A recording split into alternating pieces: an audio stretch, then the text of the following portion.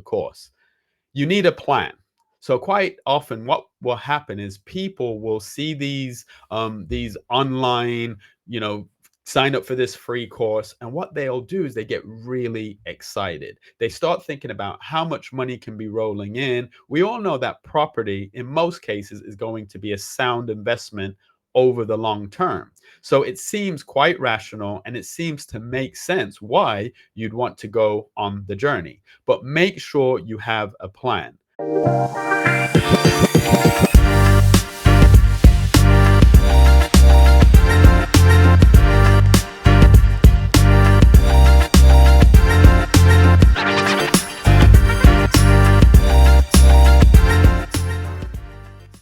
As I always say, people don't plan to fail, they fail to plan. And if you don't plan your journey properly, you never know where you'll end up.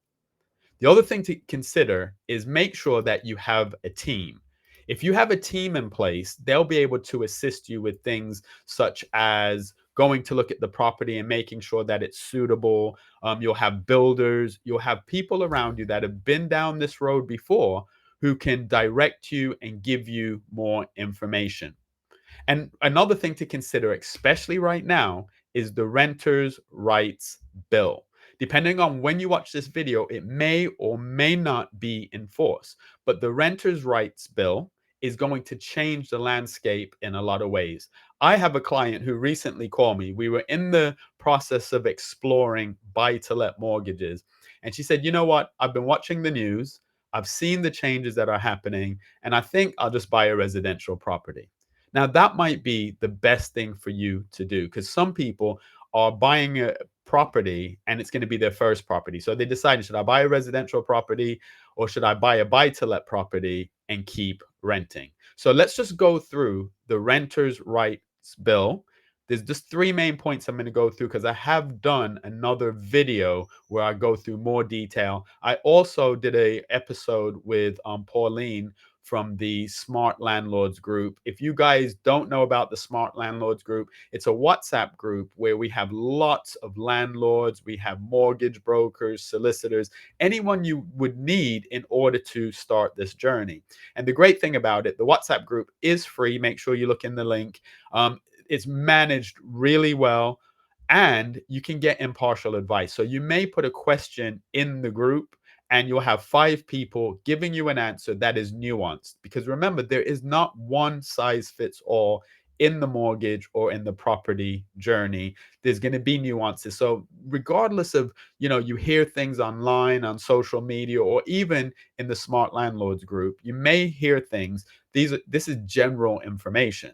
Make sure you speak to a professional, that they can consider your personal circumstances and give you the best advice. And also make sure you're picking the right professional, not just on price, but based on service.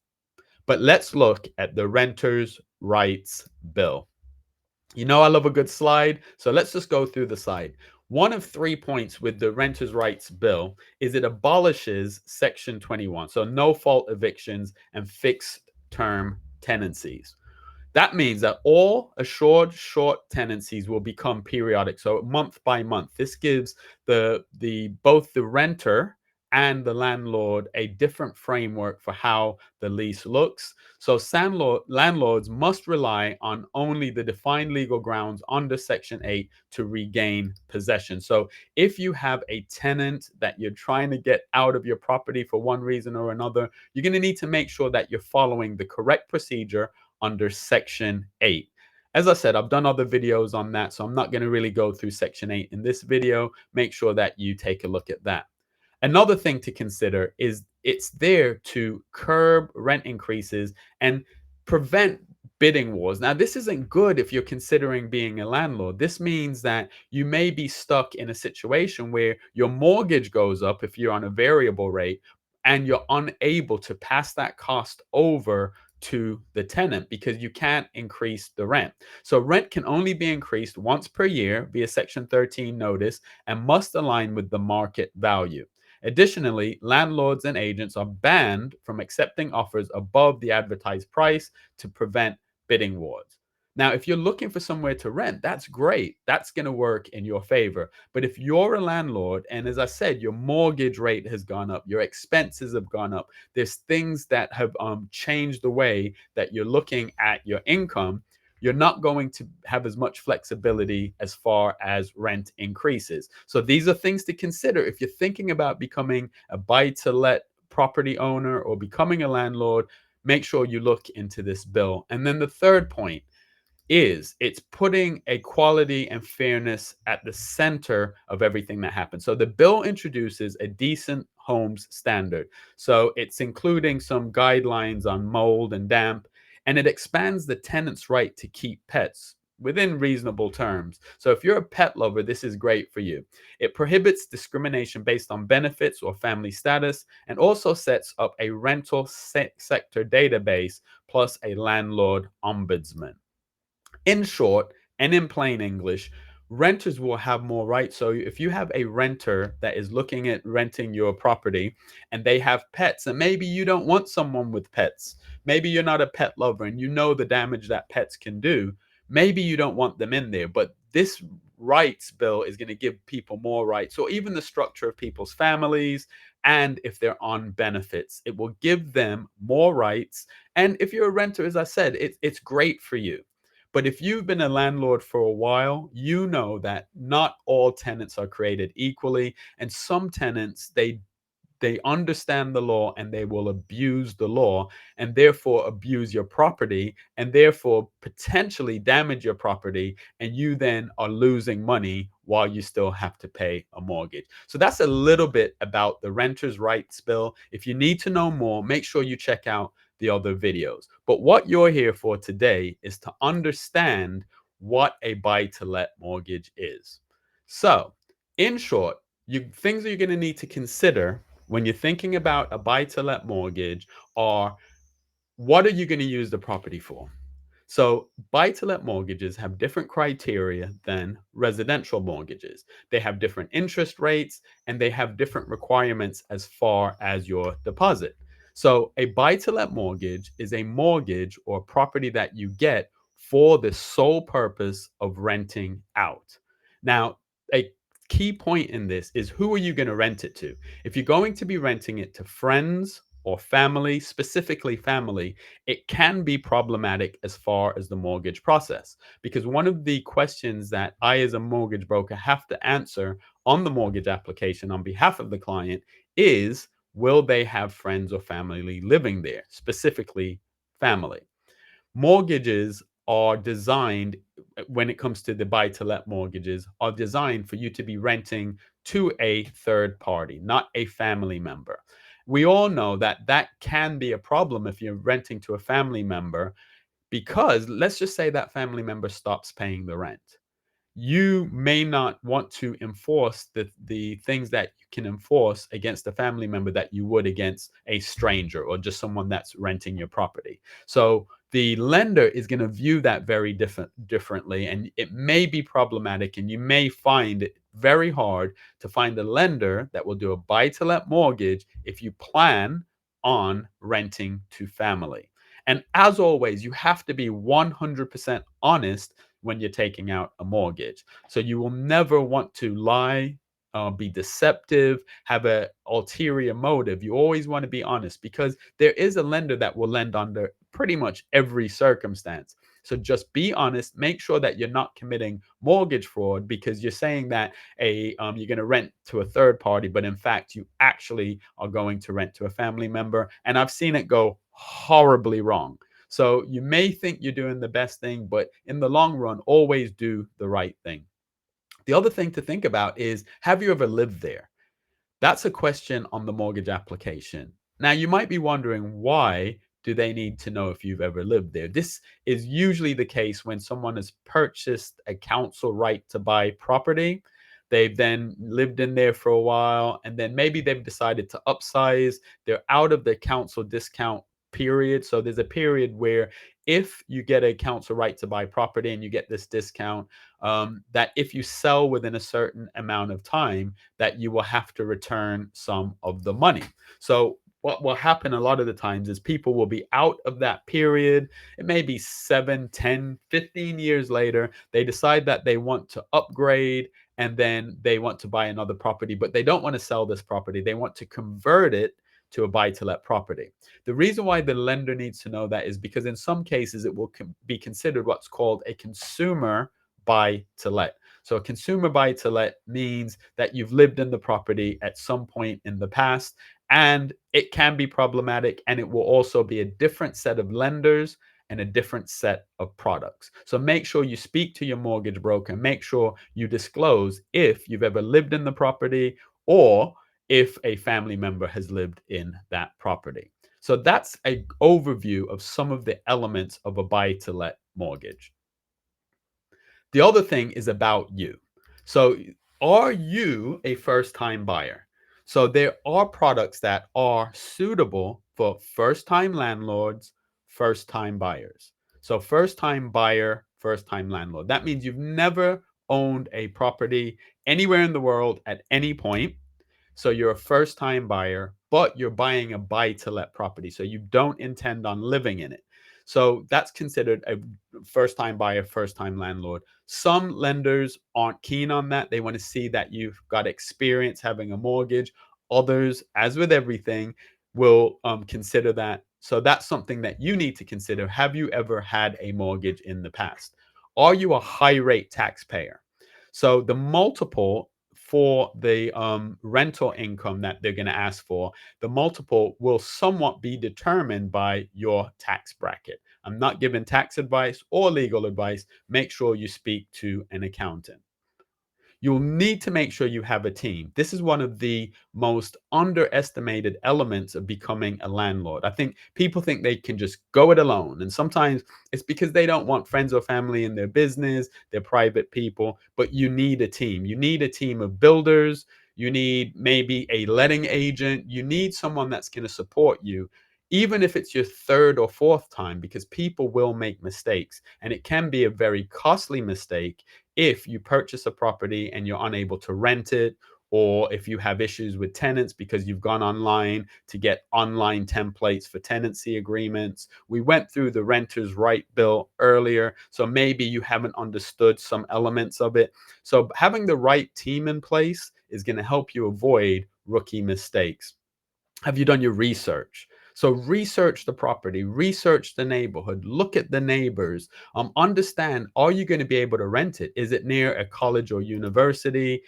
Is it near a good school? All of these things are going to make the property more appealing than if you find a cheap property in an area that you're not going to be able to get the right type of rental income. And lastly, and this is a big thing online, this whole concept of buying buy to let properties through a limited company or SPV, or buying it in personal names, either as an individual or as a couple. The reason why you want to seek expert advice on whether you should buy it through a limited company or through your personal name is because every circumstance is different. So unless you talk to an accountant or someone who's well versed in this area, you may do the wrong thing. For some people, buying through a limited company is the absolute most tax efficient way of doing it. For other people, it won't be. So don't just listen to a TikTok video who's telling you, oh, buy everything through a limited company, own nothing, all of these things, all of these catchphrases that people throw out because they have no legal culpability. They're just a person on TikTok trying to get clicks. Get the information from social media or from wherever you get it, but then go and speak to a professional who can give you curated advice based on your needs, your circumstances, your desires, and what you want to do in the long run. Other criteria to consider when you're looking at getting a buy to let property. So, as I said, there's going to be multipliers of the rental income. What I mean by that is, let's just say your mortgage is £1,000 a month. The lender is going to want to know that you can command a rental income on the fair market, not from a friend, not from a family member, not what you think you can get from it, but they're going to look at what rents are in that area. And as a rule of thumb, this is a rule of thumb. This is not steadfast, and this is not 100% or 100% of the time, but I would say you want to be at 1.45 or more. Now, there will be circumstances where you can get it at a lower income multiplier, but I would say to be safe, look at 1.45 or more, because the higher the income that you can get per month based on the rent versus the mortgage, the better it is for you. And this is going to be a consideration when you're deciding what term mortgage you want, what term fixed rate you want. In most cases, people are going to do interest only. That means each month when you're paying your mortgage, you're only paying down the interest. So if you buy a property for 200,000 over 20 years and you pay every month, you never miss a payment. At the end of the 20 years, you're still going to owe the 200,000. I've done a video on interest only versus repayment mortgages. Make sure you check that out. What will you be using the property for? And again, we never want anyone to do something that violates the terms and conditions of the mortgage that they take out. Always do things in line with the law. So if you know you're going to be subletting, if you know you're going to be using it for Airbnb, if you want to convert to an HMO, etc., talk about these things with your mortgage broker in advance that they can get you the right mortgage. Because if you violate the terms of your mortgage, you can put yourself in a lot of trouble. And as I always stress, there's a mortgage lender that will meet almost any circumstance. So by disclosing the information to your mortgage broker, you'll make sure that you stay in line, you do the right things, and you build a legacy for your family that is easy to transfer. So if you plan on doing it as an HMO, make sure you let your mortgage broker know, because there's going to be different criteria. You may need a license. You'll definitely need more experienced people around you. There's lots of courses online where they tell you, oh, yeah, just go and buy an HMO and then rent it out and you'll be a millionaire. Don't fall for it. It's not as easy as it seems, and it's certainly not as easy as they'll tell you. But when you pay £5,000 or £3,000 for that course, they've made their money. You're the one left holding the bag if things go wrong. A buy-to-let mortgage, in most cases, as a guideline, is going to require a 25% deposit. So whereas with a residential mortgage, so a mortgage that you plan on buying and living in the home, a buy-to-let mortgage, in most cases, is going to require around a 25% deposit. That's the downside. The upside is with a buy-to-let mortgage, in lots of circumstances, they're not looking at your income. They're looking at how much rental income the individual property will be able to bring in for you. So there are lenders that will lend to individuals on a buy-to-let mortgage who do have a 25% deposit, but maybe they're not working, or maybe they're part-time employed. So they're not going to look at the individual's income. They're going to say, well, the mortgage is going to be £1,000 a month. They've paid down 25%, and the rental income is £1,700 a month. Let's do this. So this is some of the criteria that the bank will look at when considering if they can offer you a buy-to-let mortgage. A question that I get quite often is around timelines.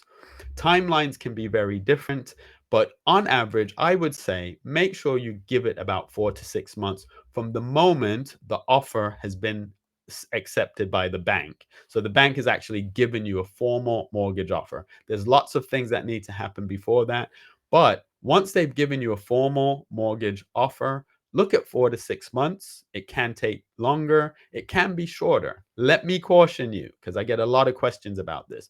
What about auctions? What about me finding some property at an auction, buying it for dirt cheap, fixing it up, and then flipping it? That's the thing. Everybody wants to flip property. Auctions are very risky if you don't know what you're doing. They're amazing if you're a property professional, you have the cash, you have the team, you have the experience. But an auction, going to an auction to buy a property, always ask yourself, well, why is it being sold for so cheap? What are some of the possible problems? Do I have the experience and knowledge and cash to be able to get this property, fix it up, convert it, whatever? Quite often, the reason why it's being sold on an auction is because there are probate issues, or there's some issue with the property that they couldn't sell it on the open market at a higher price. So if it's too good to be true, it probably is, but more so because you are not situated or experienced enough to be able to buy at auction. Because remember, once your bid is accepted and you've paid the deposit, you have to complete the purchase within 30 days or 28 days.